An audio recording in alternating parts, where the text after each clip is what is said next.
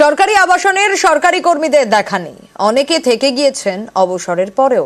বরিশার পর এবার দখলদারির ছবি সল্টলেকের ফাল্গুনী আবাসনে। রাজ্য সরকারি আবাসন, রাজ্য সরকারের কর্মীদের থাকার জন্য ফ্ল্যাট। এইসব ফ্ল্যাটই রাজ্য সরকারি কর্মীরা পাচ্ছেন না। কোথাও সরকারি আবাসনের ফ্ল্যাট ভাড়া দেওয়া হয়েছে, কোথাও আবার অবসরের পরেও থেকে গিয়েছেন সরকারি ফ্ল্যাটে। বরিশার পর এই ছবি সল্টলেকের ফাল্গুনী আবাসনের। সল্টলেকের সেক্টর 3 এখানকার ফাল্গুনী আবাসনের একটি ফ্ল্যাটের বাসিন্দা কুণাল চট্টোপাধ্যায় বছর 5 আগে সরকারি চাকরি থেকে অবসর নিয়েছেন, কিন্তু ফ্ল্যাট ছাড়েননি। আমি এখানে এসে 2002-তে।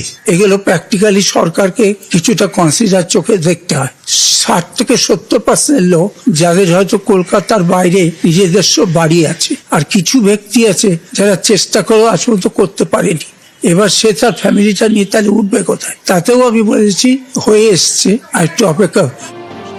ফাল্গুনী আবাসনেরই আরেক বাসিন্দা বিকে ভদ্র, অবসরপ্রাপ্ত শিক্ষক। অবসরের পরে তিনিও থেকে গিয়েছেন সরকারি ফ্ল্যাটে। এখানে আমি প্রায় 16 ইয়ার্স। চলে যেতে আমার এখনো বলেনি, আমি করেছি, আমি লিখেছি আমার মেয়ে যেহেতু এডুকেশন আছে, হ্যাঁ এখান থেকে চলে গেলে অসুবিধা আছে, সেই জন্যই আমি থাকার জন্য রিকোয়েস্ট করেছি। বিশ্বজিৎ দাস পুলিশে চাকরি করতেন, অবসরের পর ছাড়েননি সরকারি ফ্ল্যাট। এখানে কতদিন আছেন আপনারা? 10 বছর। আচ্ছা, অবসরের পরেও আছেন? এর মধ্যেই ছাড়বো। আমাদের ফ্ল্যাট হচ্ছে তো, হয়ে গেলে চলে যাবো। কবে নাগাদ ছাড়বেন? ফ্ল্যাটটা হতে যে সময় লাগবে, কিন্তু অবসরের পরে পরে ছেড়ে দেওয়ার কথা। সরকারি আবাসনেও দখলদারি।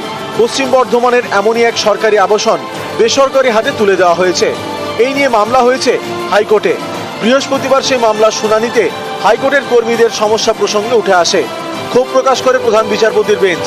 রাজ্য সরকারের থেকে তারা জানতে চেয়েছে কলকাতায় রাজ্য সরকারের আবাসনগুলির কি অবস্থা। রাজ্য সরকারি আবাসনগুলিতে কতজন কর্মরত সরকারি কর্মী থাকেন, সরকারি আবাসনের কত ফ্ল্যাট দখল হয়ে গিয়েছে। এইসব সরকারি আবাসনগুলির মধ্যে এক ফাল্গুনী আবাসন। সুদীপ্ত সেন, নিউজ 18 বাংলা।